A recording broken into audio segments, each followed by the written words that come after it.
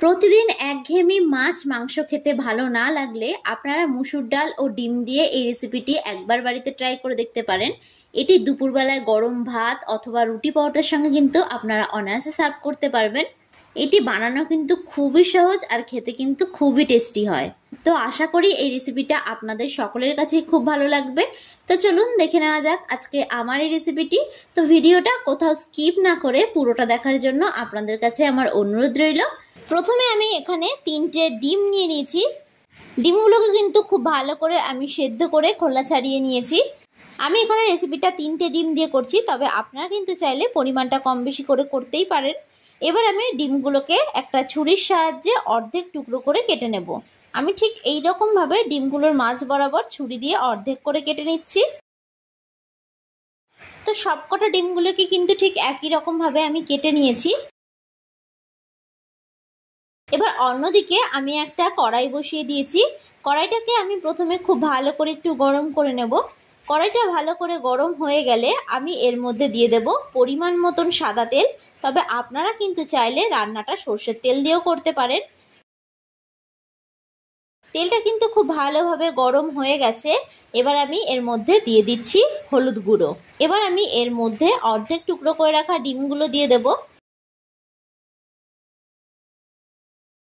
ডিমগুলো দিয়ে কিন্তু গ্যাসের ফ্লেমটাকে আমি মিডিয়ামে করে দেব। এবার ডিমগুলোকে কিন্তু খুব ভালো করে আমি একটু ভেজে নেব। এক পিঠটা হালকা লাল হয়ে আসলে এগুলোকে আমি উল্টে দেব। উল্টে অপর পিঠটাকে কিন্তু খুব ভালো করে একটু ভেজে নিচ্ছি। তবে খুব কড়া করে কিন্তু ডিমগুলো ভাজবেন না। বেশি কড়া করে ডিমগুলো ভাজলে কিন্তু ডিমের টেস্ট নষ্ট হয়ে যায়। তো এরকম হালকা লাল করে কিন্তু আমি ডিমগুলোকে ভেজে নিয়েছি। এবার ডিমগুলোকে অন্য একটি পাত্রে আমি তুলে নিচ্ছি।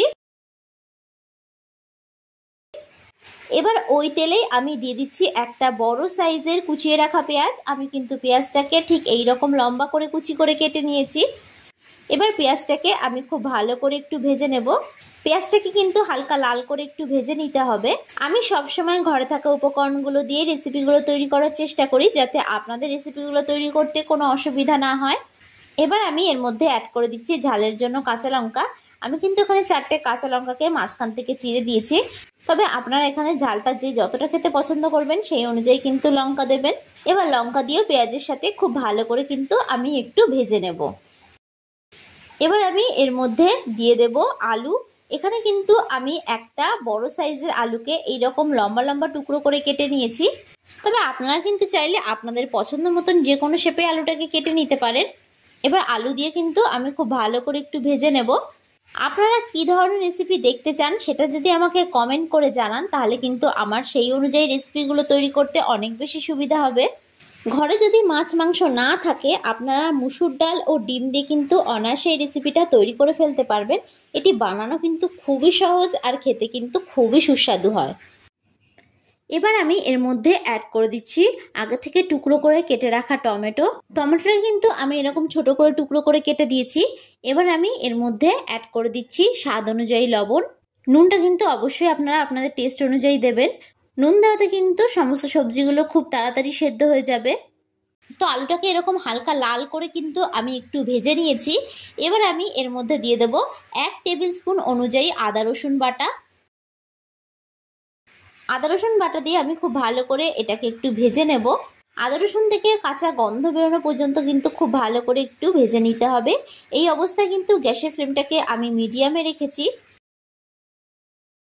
তো আদা রসুনটা কিন্তু প্রায় আমার ভাজা হয়ে গেছে। এবার আমি এর মধ্যে কিছু গুঁড়ো মশলা অ্যাড করে দেব। আমি এর মধ্যে দিয়ে দিচ্ছি 1 টিস্পুন জিরের গুঁড়ো, ও দিয়ে দেবো 1 টিস্পুন লঙ্কার গুঁড়ো, ও দিয়ে দিচ্ছি 1 টিস্পুন হলুদ গুঁড়ো। এবার এটাকে আবারও খুব ভালো করে একটু কষিয়ে নিচ্ছি। রান্না করতে গিয়ে যদি মশলাটা নিচ থেকে লেগে যায়, তবে আপনারা কিন্তু এই পর্যায়ে সামান্য একটু জল দিয়ে মশলাটাকে কষিয়ে নিতে পারেন। তো গুঁড়ো মশলাগুলো দিয়ে আমি ভালো করে কষিয়ে নিয়েছি। এবার আমি এর মধ্যে দিয়ে দিচ্ছি মুসুর ডাল। আমি এখানে 100 গ্রাম মুসুর ডালকে আগে থেকে খুব ভালো করে ধুয়ে পরিষ্কার করে নিয়েছিলাম। এবার ডাল দিয়েও খুব ভালো করে আমি এটাকে একটু ভেজে নিচ্ছি। গ্যাসের ফ্লেমটাকে কিন্তু আমি এই অবস্থায় মিডিয়ামে রেখেছি। তবে ডাল দিয়ে কিন্তু খুব বেশি ভাজবেন না। ডালটা যদি বেশি ভাজা হয়ে যায় তাহলে কিন্তু ডালটা সেদ্ধ হতে অনেক বেশি সময় লাগবে। আমার এই রেসিপিটা যদি আপনাদের কাছে ভালো লেগে থাকে তাহলে অবশ্যই একটা লাইক করবেন। আর যারা যারা আমার চ্যানেলের নতুন বন্ধু তারা অবশ্যই আমার চ্যানেলটি সাবস্ক্রাইব করে দেবেন। আমার ভিডিওর আপডেট সবার আগে পেতে পাশে থাকা বেল আইকনটা ক্লিক করতে ভুলবেন না। আর যারা যারা ফেসবুক থেকে দেখছেন তারা রনিতাস ফুড প্লেস পেজটিকে ফলো করে দেবেন। তো ডালটা দিয়ে আমি হালকা করে ভেজে নিলাম। এবার আমি এর মধ্যে পরিমাণ মতন জল অ্যাড করে দেব। সমস্ত উপকরণগুলো সেদ্ধ হবে সেই অনুযায়ী কিন্তু আপনারা এখানে জলটা অ্যাড করে দেবেন। তো দেখুন এখানে আমি জল দিয়ে দিয়েছি। এবার আমি গ্যাসের ফ্লেমটাকে মিডিয়ামে রেখে ঢাকনা চাপা দিয়ে দেব 5 মিনিটের জন্য। এতে করে কিন্তু সমস্ত উপকরণগুলো খুব ভালোভাবে সেদ্ধ হয়ে যাবে। তো 5 মিনিট পর আমি আবার ফিরে আসলাম। তো এবার আমি একটু চেক করে নেব এই উপকরণগুলো সেদ্ধ হয়েছে নাকি। তো দেখুন সমস্ত উপকরণগুলো কিন্তু খুব ভালো করে সেদ্ধ হয়ে গেছে। এবার আমি এর মধ্যে আগে থেকে ভেজে রাখা ডিমগুলো দিয়ে দেব। সমস্ত ডিমগুলো আমি একে একে দিয়ে দিলাম। এবার এটাকে কিন্তু খুব ভালো করে আমি একটু ফুটিয়ে নেব। আমার এই রেসিপিটা যদি আপনাদের কাছে ভালো লেগে থাকে তাহলে অবশ্যই একটা লাইক করবেন। আর যারা যারা আমার চ্যানেলে নতুন বন্ধু তারা অবশ্যই আমার চ্যানেলটি সাবস্ক্রাইব করে দেবেন। আমার ভিডিওর আপডেট সবার আগে পেতে পাশে থাকা বেল আইকনটা ক্লিক করতে ভুলবেন না।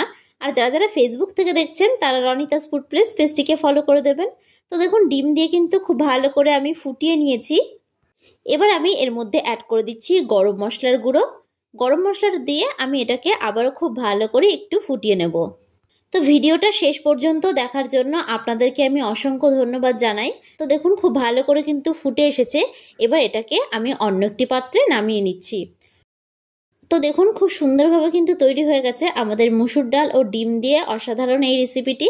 তো আপনাদের কাছে আমার রিকোয়েস্ট থাকলো এই রেসিপিটি বাড়িতে একবার হলেও তৈরি করার জন্য। তো আজকের মতন আমি বিদায় জানালাম। আবারও হাজির হব আপনাদের সামনে নতুন একটি রেসিপির ভিডিও নিয়ে। আশা করি আপনারা সকলে ভালো থাকবেন, সুস্থ থাকবেন। ধন্যবাদ।